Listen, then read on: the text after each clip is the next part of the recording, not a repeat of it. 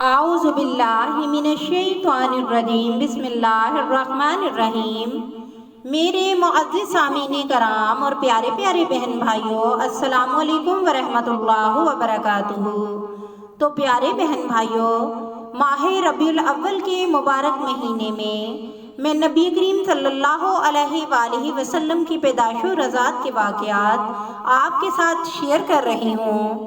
تو پیارے بہن بھائیوں، صوبیہ دائی کے بعد یہ دولت ابدی اور سعادت سرمدی حضرت حلیمہ سعدیہ کو عنایت ہوئی۔ حلیمہ سے روایت ہے کہ جب آپ پیدا ہوئے، ایک رات ہمارے قبیلے سے آواز آئی، اے بنی سعد کی عورتوں، خبردار رہو، اللہ تعالیٰ نے برکت نازل فرمائی ہے۔ ایک لڑکا قریش میں پیدا ہوا ہے، وہ دن کا سورج اور رات کا چاند ہے۔ دوڑو اور جلدی کرو اور جلدی سے اس دولت کو لے لو، خوشہ تقدیر اس عورت کی جو اس کو دودھ پلائے گی۔ حلیمہ سعدیہ فرماتی ہیں کہ میرے قبیلے کی عورتوں نے جو سنا تو اپنے خامندوں کو ساتھ لے کر مکہ کی طرف روانہ ہو گئیں اور جلد از جلد اپنی سواریوں کو تیز تیز ہانکنے لگیں۔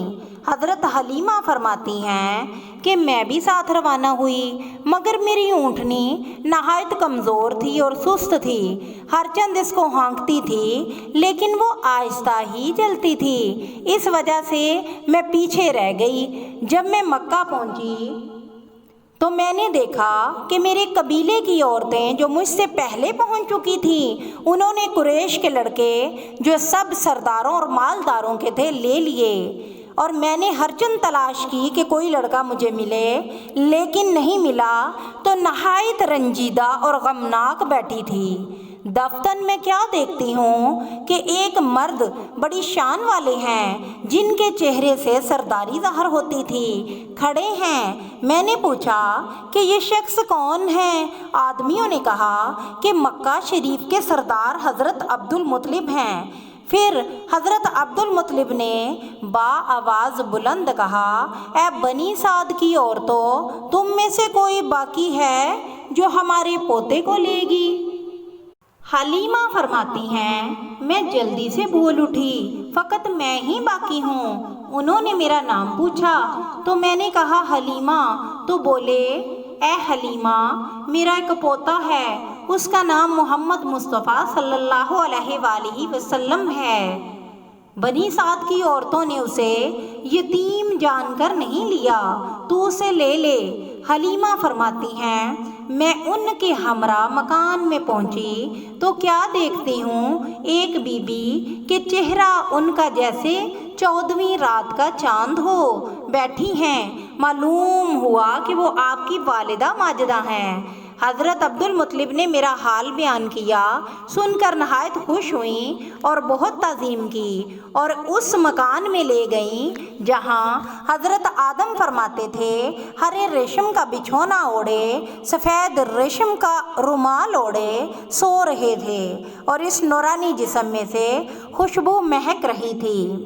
سونا نبی دا چہرہ 14ویں چند وانگوں، کالیاں زلفاں لٹکن ریشم کا مند وانگوں، کالیاں زلفاں لٹکن ریشم کا مند وانگوں، موسی مٹھاس سونا اسیاں دی آس سونا، دند سی کھنڈ وانگوں حسن پسند وانگوں۔ حلیمہ سعدیہ فرماتی ہیں کہ جیسے ہی میں آپ کے پنگوڑے کے پاس گئی، آپ نیند میں ہلکے ہلکے خراٹوں کے ساتھ سو رہے تھے۔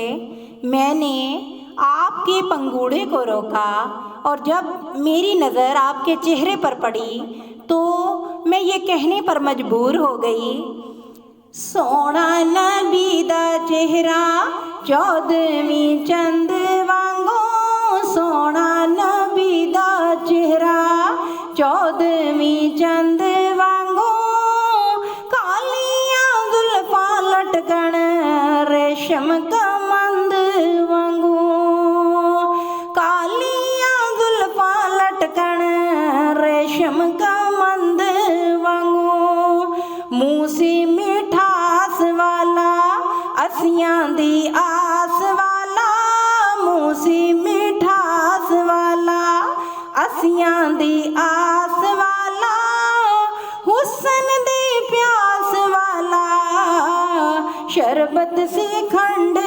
وانگوں سونا نبی دا چہرہ 14ویں چند وانگوں کالیاں زلفاں لٹکن ریشم کا مند وانگوں۔ تو روایت یہ بیان کی جاتی ہے بی بی حلیمہ آپ کو لے کر 3 دن مکہ میں رہیں، پھر رخصت ہوئیں۔ جب اپنے مقام پر آئیں تو ان کے شوہر نے حضرت کو دیکھا تو بہت خوش ہوئے اور سجدہ شکر ادا کیا۔ حضرت حلیمہ سعدیہ فرماتی ہیں کہ ہمارا قافلہ روانہ ہوا اور حضرت کو لے کر میں بھی چلی تو اونٹنی پر آگے حضرت کو لیا اور پیچھے شوہر کو بٹھا کر قصد کیا۔ اونٹنی نے کعبہ کی طرف سجدے کیے، کہو سبحان اللہ، اور چستی اور چلاکی سے چلی کہ سب ساتھیوں کی سواریاں پیچھے رہ گئیں، اور اونٹنی اس نعمت عظمیٰ اور نعمت کبریٰ کو لے کر کیسی اتراتی ہوئی زبان حال یہ کہتی ہوئی چلتی تھی، میں آج اپنے پیارے کو لے کر چلی ہوں، خدا کے دلارے کو لے کر چلی ہوں، نصیبہ میرا ناز کرتا ہے مجھ پر، میں روشن ستارے کو لے کر چلی